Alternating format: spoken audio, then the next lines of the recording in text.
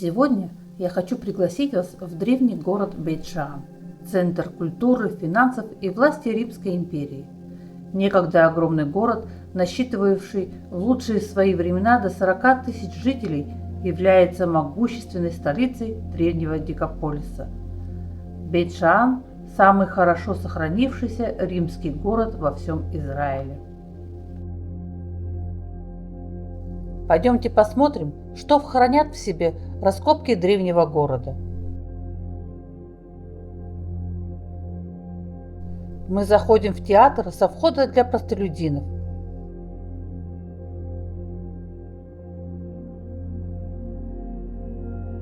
Перед нами театр, которому 2000 лет. Здесь когда-то звучали голоса актеров, гремели аплодисменты. Зрительный зал был рассчитан на 7000 посетителей.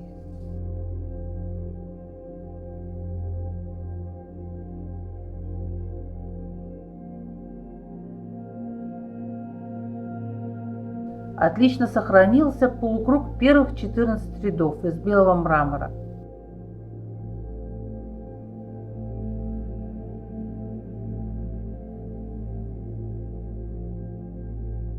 Выше шла галерка. Она была построена из базальта.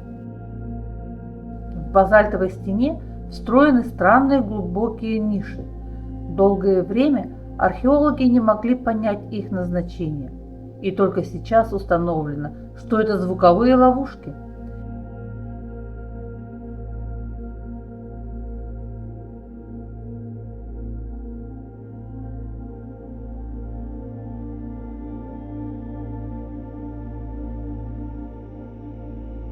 В огромном театре, находящемся под открытым небом, потрясающая акустика.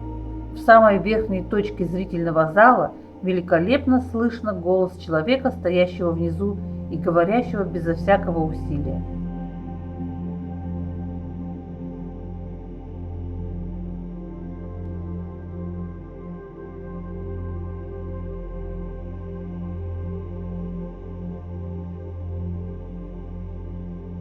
Каждый уважающий себя римский город предоставлял для своих жителей общественные туалеты.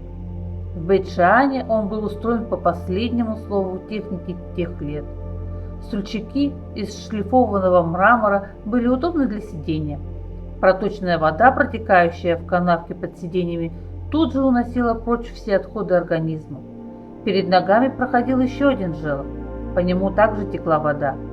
В ней после гигиенических процедур промывали палку с губкой, которая заменяла туалетную бумагу. Но и этого было мало.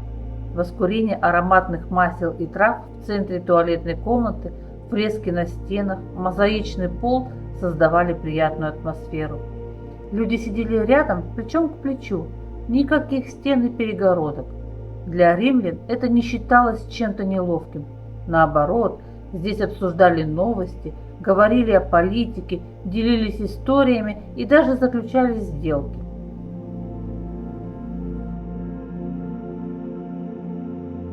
Наличие терм было обязательным для всякого культурного и крупного города Римской империи.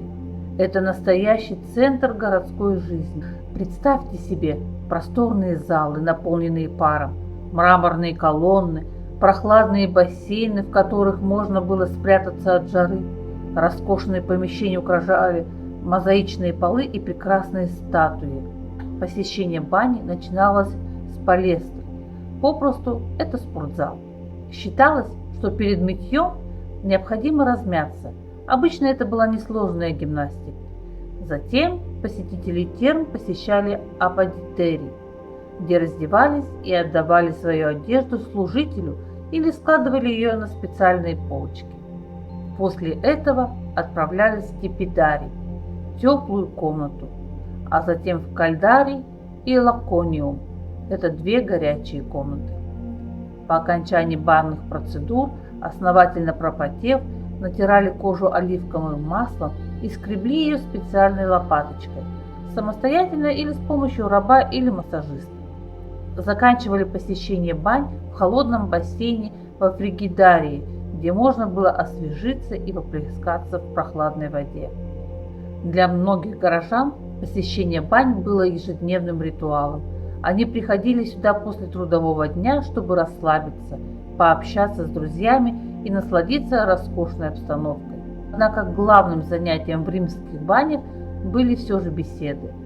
Так как эти места посещались многими людьми, включая известных и влиятельных личностей, а атмосфера была очень непринужденной, бани становились центром общественной жизни.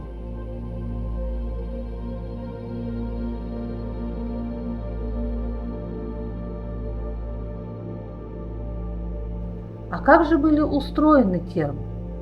Посмотрите, это часть подогреваемого бассейна.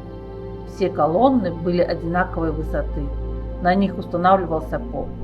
Снаружи находилась печь. Ее топили, и горячий воздух нагнетался под пол, поднимался по стенам и выходил сквозь щели. В общем, это был древний аналог современного теплого пола и сауны одновременно. Палладиус – главная улица Бейт-Шаана. Так ее назвали в честь одного из правителей провинции Палладия. Она украшена идущими вдоль обеих сторон рядами мраморных колонн. За ними расположились пешеходные тротуары, выложенные великолепной мозаикой.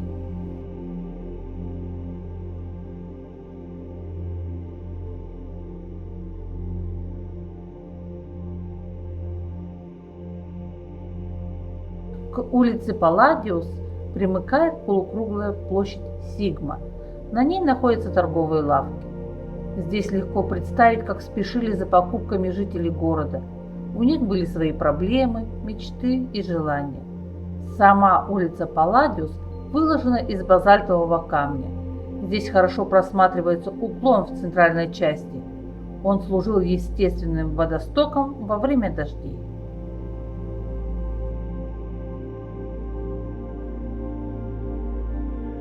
Несмотря на величие этого города, он был обречен с момента его строительства. Бейт-Шаан находится прямо на тектоническом разломе. И в 1749 году нашей эры большое землетрясение, как спички, ломало огромные мраморные колонны, как пушинки разбрасывало многотонные каменные блоки. И за несколько минут была остановлена жизнь целого процветающего города.